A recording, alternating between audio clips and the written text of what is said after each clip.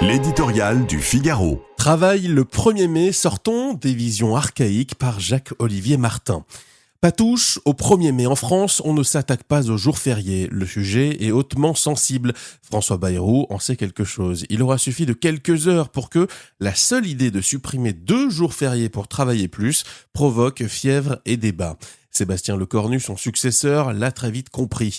Dès lundi, il a décidé de repousser la commission mixte paritaire qui aurait pu conduire à un simple toilettage du 1er mai dès cette année. Un ajustement minimal, presque technique, et déjà trop risqué.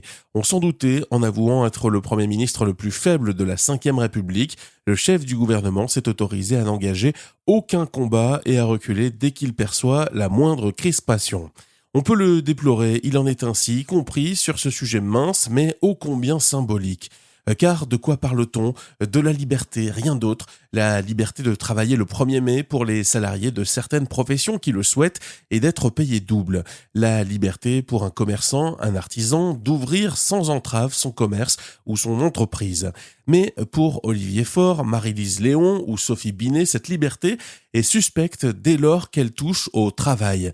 Mieux vaut interdire que permettre. Le volontariat serait un leurre, la relation de travail une contrainte permanente, comme si chacun était incapable de décider pour soi. Décidément, syndicats et gauche restent bloqués dans une vision archaïque et dépassée du travail, héritée de la lutte des classes, alors que le monde a profondément changé depuis 100 ans. Et il est urgent de s'y adapter. La France des 35 heures n'est bien entendu pas tenable dans un univers de compétition permanente. La France des retraites précoces est une impasse si l'on veut garantir durablement des pensions dignes sans assommer nos jeunes cotisants.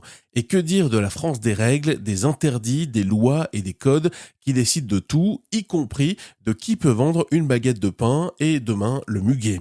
À quand un nouvel hymne pour le 1er mai ? Debout les forçats de la liberté. Il est temps, la lutte finale doit changer de camp.